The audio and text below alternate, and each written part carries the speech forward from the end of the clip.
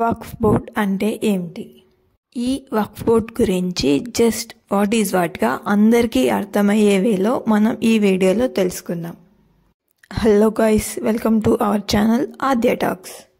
Independence రాకముందు వదిలేద్దాం, మనకి ఇండిపెండెన్స్ వచ్చిన తర్వాత నుంచి చూద్దాం.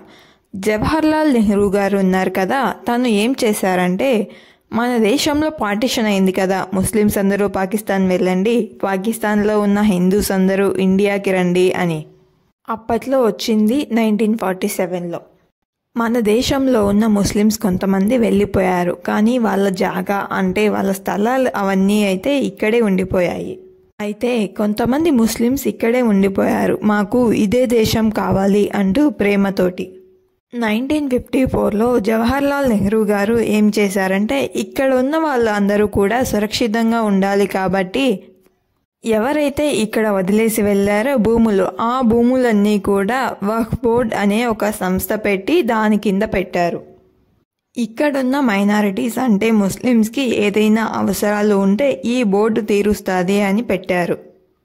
తర్వాత 1995లో కాంగ్రెస్ హయాంలో పివి నరసింహారావు గారు ఏం చేశారంటే, ఫర్ ఎగ్జాంపుల్ ఒకతను వచ్చి ఈ భూమి నాది, మా తాత ఇక్కడే గుర్రాలు కట్టేసేవాడు, మా తాత ఇక్కడే కావలా ఉంటుండే కాబట్టి ఇది మాదే అంటే, మా వాళ్ళదే ఇది, వాళ్ళు ఇప్పుడు పాకిస్తాన్లో ఉన్నారు అని చెప్తే ఇక ఆ భూమి వక్ఫ్ బోర్డుకి సంబంధించిందన్నమాట.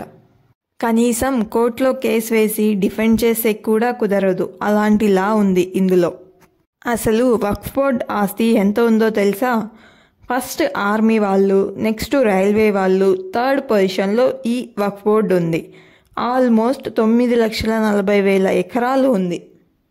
ఈ ఇన్ఫర్మేషన్ మీకు వర్తి అనిపిస్తే లైక్ చేయండి అండ్ దీని మీద మీ అభిప్రాయం కామెంట్ చేయండి.